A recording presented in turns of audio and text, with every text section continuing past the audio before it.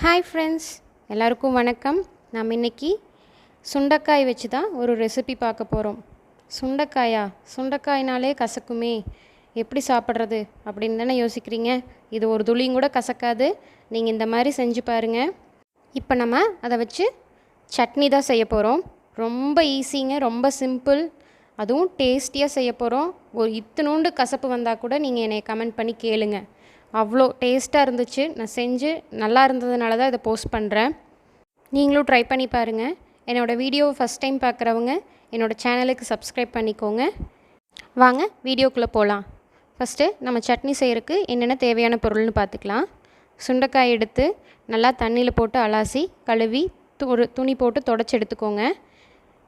அதை தனியாக எடுத்து வச்சுருங்க. அது காயட்டும்.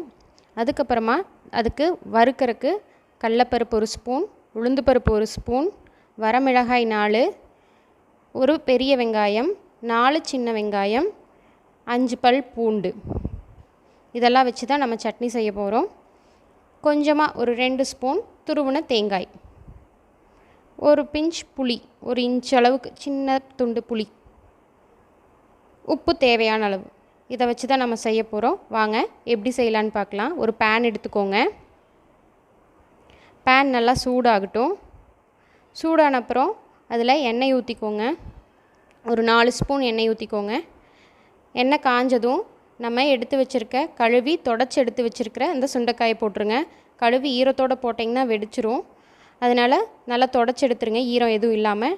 நல்லா வதக்கிக்கோங்க. அந்த சுண்டைக்காயோட கலரே சேஞ்ச் ஆகணும், அந்தளவுக்கு நல்லா வதக்கிக்கோங்க எண்ணெயில். அது வதங்கட்டும்.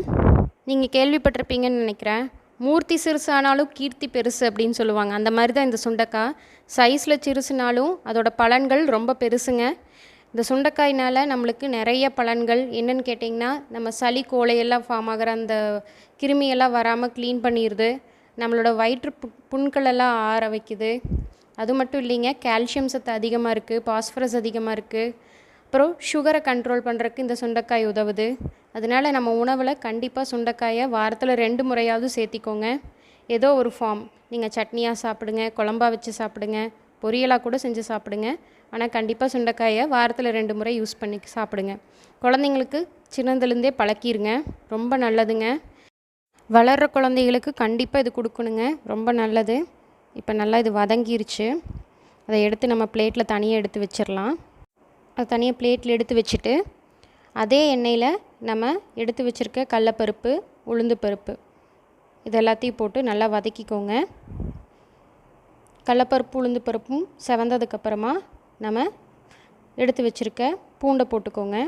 நான் இங்கே மொட்டு உளுந்து யூஸ் பண்ணல, கருப்பு உளுந்து தான் யூஸ் பண்ணியிருக்கேன். நீங்களும் எந்த உளுந்து வேணாலும் யூஸ் பண்ணிக்கலாம். பூண்டு, வெங்காயம் இதெல்லாம் ஆட் பண்ணி நல்லா வதக்கிக்கோங்க. இதெல்லாம் நல்லா வதங்கினதுக்கப்புறம் நான் காரத்துக்கு 4 வரமிளகா சேர்த்துருக்கேன். நீங்கள் உங்கள் காரத்துக்கு தகுந்த மாதிரி சேர்த்துக்கோங்க. இதெல்லாம் நல்லா வதங்கட்டும். கண்டிப்பாக எல்லோரும் ஒரு சுண்டைக்காய் செடி வீட்டில் வளர்த்துங்க, ரொம்ப நல்லது. அதுக்கு அதிகமாக தண்ணி தேவையில்லை, ஈஸியாக வளர்ந்துடும் எங்கே வேணாலும். இப்போ எங்கள் வீட்டில் இருக்கிற சுண்டைக்காய் செடியிலேருந்து எடுத்த சுண்டைக்காய் தான் நான் இதை வச்சு சட்னி செஞ்சுருக்கேன். ஃப்ரெஷ்ஷானது தான். சின்ன பசங்க யாராவது ரொம்ப வாய் பேசினாங்கன்னா சொல்லுவாங்க, கேள்விப்பட்டிருக்கீங்களா, சுண்டைக்காய் பையன் என்ன பேச்சு பேசுகிறான் பாரு அப்படின்னு. அதெல்லாம் கிடையாதுங்க. சுண்டைக்காய் சின்னதாக இருந்தாலும் அது செய்கிற வேலை ரொம்ப பெருசுங்க. அப்படி அது என்னெல்லாம் பண்ணுது அப்படின்னு கேட்குறீங்களா, நம்ம எலும்பில் ஊக்கப்படுத்துது. வயசான காலத்தில் அது நம்மளுக்கு எலும்பு பிரச்சனை வரதெல்லாம் வராதுங்க. இப்போ இருந்தே உணவில் சுண்டைக்காய் அதிகமாக சேர்த்துட்டு வந்தோம்னா. அதுக்கப்புறம் வயிற்றில் அஜீரண கோளாறு இருந்ததுனாலும் சுண்டைக்காய் அதிகமாக உணவில் சேர்த்துட்டு வந்தோம்னா அதெல்லாம் நம்மளுக்கு கிளியர் ஆயிரும். இப்போது பசி இல்லாமல் இருப்பாங்க இல்லைங்களா, பசிக்கலைன்னு சொல்லிகிட்டே இருப்பாங்க. அந்த மாதிரி இருக்கிறவங்களுக்கெல்லாம் அவங்க உணவில் சுண்டைக்காய் அதிகமாக சேர்த்திட்டு வந்தோம்னா அந்த பசி உணர்வு கொடுக்கும். அப்போ அவங்க நேச்சுரலாக பசி எடுத்து சாப்பிடுவாங்க. ஸோ நிறையா சுண்டைக்காயை உணவில் சேர்த்திக்கோங்க. அதோட பலன்கள் எண்ணற்றது. நான் கொஞ்சம் தான் சொல்லியிருக்கேன். இப்போ இதெல்லாம் நல்லா வதங்கிருச்சு. நம்ம அந்த எடுத்து வதக்கி வச்சுருக்க சுண்டைக்காயும் இது கூட சேர்த்தி இன்னொரு வதக்கிட்டு அதில் ஒரு சின்ன துண்டு புளி போட்டோன்னே அடுப்பு ஆஃப் பண்ணிடலாம். அப்புறம் 2 ஸ்பூன் தேங்காய் போட்டுட்டு இதை ஆற வச்சுருங்க. அது ஆறட்டும். இப்போ இது நல்லா ஆறுனதுக்கப்புறமா நம்ம மிக்ஸி ஜாரில் போட்டுட்டு ஒரு அரைச்சி எடுத்துக்கலாம். தேவையான அளவுக்கு உப்பு சேர்த்து உப்பு போட்டாச்சு.